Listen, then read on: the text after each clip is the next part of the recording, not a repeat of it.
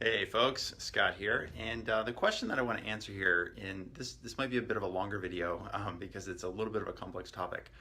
The question that I want to answer here is how much of my product should I have as configurable, and how much should I listen to my customers when they want a customized solution?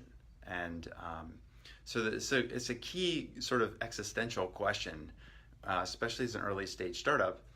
But it also comes up as you grow because you're gonna come up with new product ideas that are gonna build off of the initial platform, or you're gonna come up with adjacent markets that you might be able to serve. So you've got your core product that you're doing really well on, and that's growing and that's scaling, and now you want to jump over to an adjacent market and serve that market as well.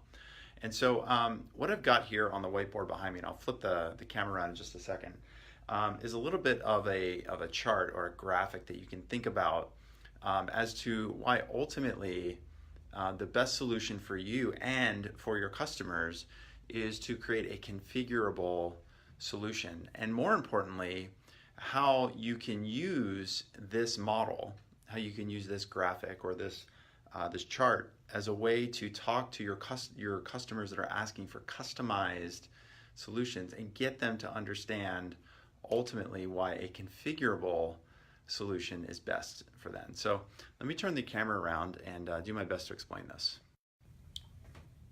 Okay, so if we think about the continuum, right, you have sort of think about the first kind of product as being out of the box, right?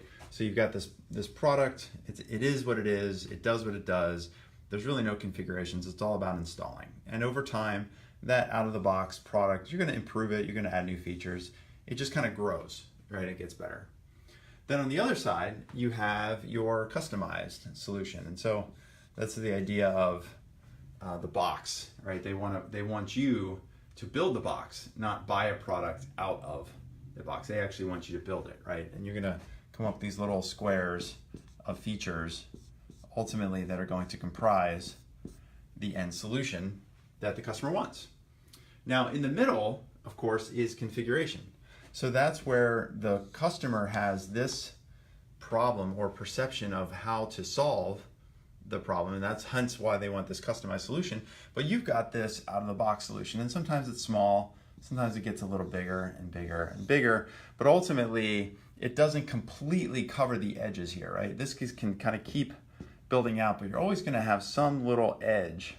Sometimes it's bigger, sometimes it's smaller depending on the customer, some part of what the customer wants that just isn't in your product roadmap, right? It could be integrating with a certain system, it could be a certain feature set, it could be a certain functionality, right? So ultimately, obviously, as a software company, and even if you're building websites or you're building products for people, oftentimes you have a process that is configurable that you want to follow, right? You don't want to follow exactly the prescription that comes from your target customer. So I think this works, regardless of any kind of product or service that you're selling.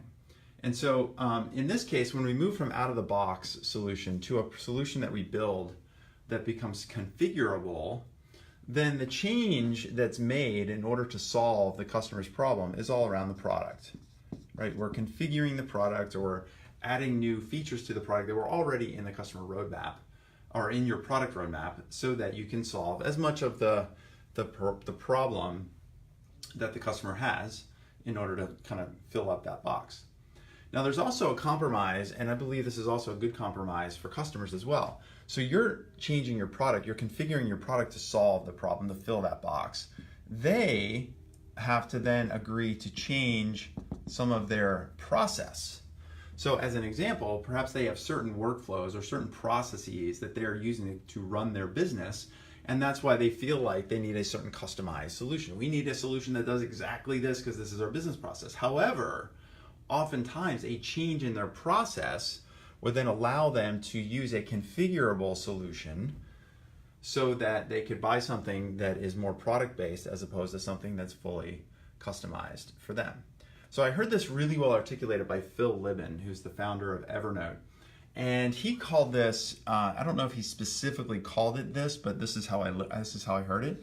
He talked about the 90% rule, meaning that your product should be like 90% of what the customer wants, and you want that last 10% to be the customer changing something about their process of their business so that their process fits into your product, because that's where they get where you become very, very, very sticky. So he explained it as imagine if you had a glove.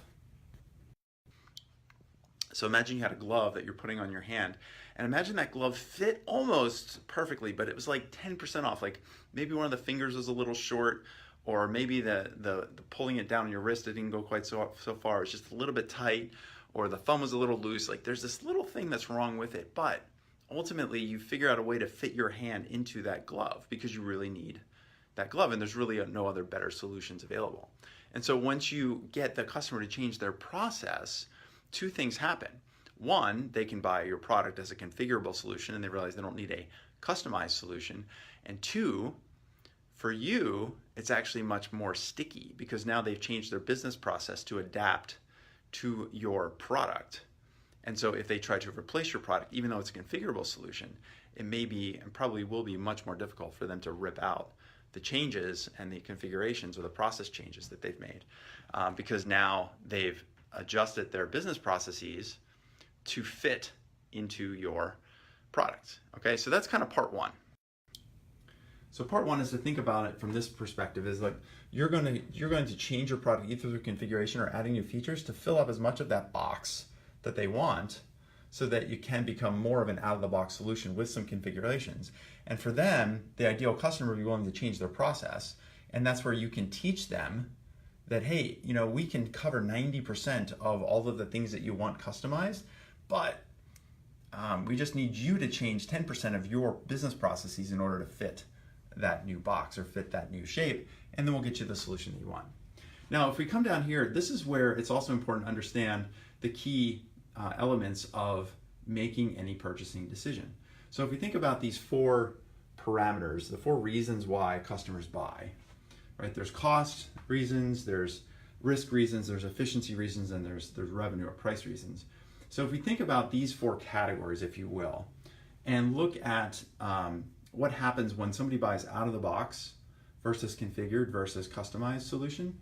So for the customer, when they buy something out of the box, it's usually really low cost for them, meaning the implementation cost is probably pretty low. It's out of the box, it's probably almost somewhat commoditized, because if it's out of the box and it's solving a problem that exists, and a lot of people know that problem exists, so there's a lot of solution providers that solve that problem, right? So the cost to them, the implementation costs, probably pretty low for an out-of-the-box solution. The other thing that's really low for customers in out-of-the-box is risk, because they can probably switch really quickly. If something's out of the box and there's a lot of competitors, they can switch from one system to the next.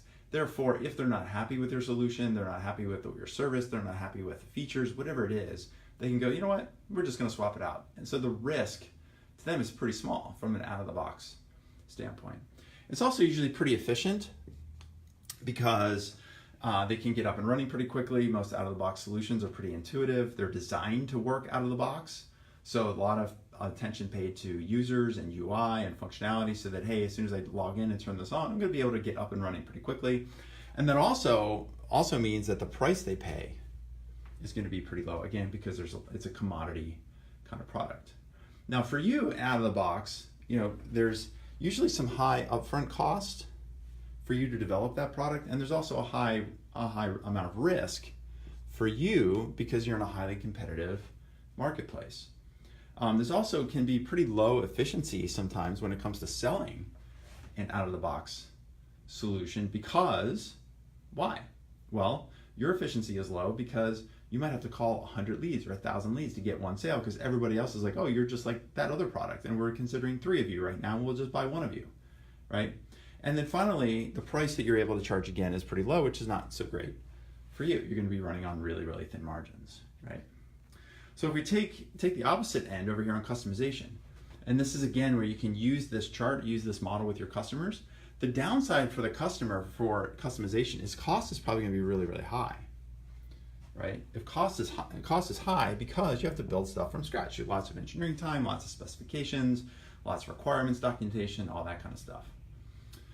The second piece here, risk is probably also pretty high because efficiency is low. It's going to take a long time relatively speaking, compared to an out-of-the-box solution for them to get up and running. So they could spend a lot of money, it could spend a lot of time, and therefore, if the solution doesn't ultimately do all the things they need it to do, then there's a lot of risk. Or if their processes do change and the product is built specifically for this set of use cases, but if their use cases all of a sudden switch and these disappear, right? Or something in the middle disappears, now all of a sudden they've built a product that they don't actually need. Or what if there's a bunch of extra use cases and now all of a sudden they have to go back, spend more money, spend more time. So it can be very, very risky to build and buy a customized solution. And then of course the price. So the cost of their time and energy is really high, and of course the price they're going to pay is really, really high. Now for you, if you're considering a customized solution, building a customized solution for a customer, you also have some ways to think about this as well, right? So one is your cost, your opportunity cost of you, your team, your attention is going to be really super, super high, right? Anytime you're building a heavy customized solution or even a small customized solution, you have to consider the opportunity cost of your time. The second is risk, because you may not ultimately end up implementing the solution the way that the customer wants. You could spend 6 months or 12 months in development time, roll the thing out, it doesn't really work, and then the customer just dumps you for the next thing, right? For the next consultant. So there's a lot of risk there. Efficiency-wise, it's really, really low. It's really, really low because you're going to be spending a lot of time doing requirements, doing specifications, making sure that you understand and map all of these processes. Now, price-wise, of course, you should be able to charge a high price. But again, you want to weigh that price you're going to charge relative to the opportunity cost, the risk, and the efficiency. And so that's why if we take these two ends of the spectrum, from the out-of-the-box side, which the customer likes because it gives them a lot of flexibility, low cost, low risk, easy efficiency, or I should say, efficiency in this case is high. It's highly efficient. And price is low, customers love that. But on the other hand, if they want a customized solution, cost is high, risk is high, efficiency is low, and price is high. And for you, when you do out of the box, your cost is high because there's a lot of development costs to get up and running and be competitive. There's a high risk because there's a lot of competition in the marketplace. There's low efficiency because you're competing with a lot of people. It's hard to get a customer. And the price you can charge is really, really low. And on the customization side, as we just said, cost to you is high from an opportunity cost standpoint, the risk is high, efficiency is low, and price you can charge, even though it's high, oftentimes very rarely outweighs the cost, the risk, and the efficiency part. So if we think about this middle ground, why your customer should want to buy a configured solution and why you should want to offer them a configured solution is because if we look at these parameters from a cost standpoint, for both, cost is going to be somewhat medium. Right, they're going to pay a little bit more for some specialized features, and they're going to pay a little bit more for implementation and integration, but ultimately, in many cases, it's going to get them pretty close to the outcome that they want. From a risk standpoint, again, it's that risk is mitigated to a great degree. Now, while the risk is a little bit lower, is a little bit lower here with out of the box, I would actually argue that risk is still pretty low with a configured solution because they're still going to get most of what they want. And so if in a configured solution, they could still make a change if they absolutely needed to, which is in a much better situation than a customized solution. So think about a CRM, for example. Salesforce, highly configurable, Zoho, highly configurable. Yeah, if I use Salesforce and I want to switch to Zoho, yes, it's a pain in the neck, but my risk is actually much lower by buying something that's configurable as a company than it is buying something that's highly customizable. If I pay somebody to build a CRM for me from scratch and it doesn't work or I want to switch, then I'm going to have to change my process or build another CRM from scratch. So it's definitely that risk in a configured solution is certainly much less than in a customized solution. Efficiency-wise, it's certainly much less than it's much more efficient, I would say. So we're saying overall cost is probably be a little bit higher. Risk is going to be a little bit higher, but much lower than here and here. Efficiency is going to be much greater because you're configuring something, product and features and benefits that are already built into the product, so you can get those up and running pretty quickly, as opposed to building something from scratch. And price-wise, it's going to be, relatively speaking, it's going to be higher than out of the box, but certainly much lower, right, than on the customized solution. So I'll use this symbol for offsetting. So I think overall costs are a little bit greater than out of the box, but certainly much less than customized. Risk is much lower than customized solution. Efficiency is going to be much greater, and the price is going to be much less as well. And for you, obviously on the producer side, the seller side, selling a configured solution versus a customized solution, one, your costs are going to go way down because you don't have as much of an opportunity cost. You might have some opportunity cost because you want to pull some of your product roadmap into the future. You might have a customer that says, hey, we want you to build XYZ features. I know it's part of your roadmap in the next 6 months. We want you to do it over the next 2 months. So you're going to have to make some hard decisions about how you allocate your engineering and product time. But ultimately, your costs are going to be much less than they would be in a customized solution. Your risk is also mitigated to a great degree versus customized because of that opportunity cost of your time is much less. And you can always adjust. Once the customer starts configuring your solution, you can always come up with new ideas and new parts of your product roadmap to help you de-risk that implementation.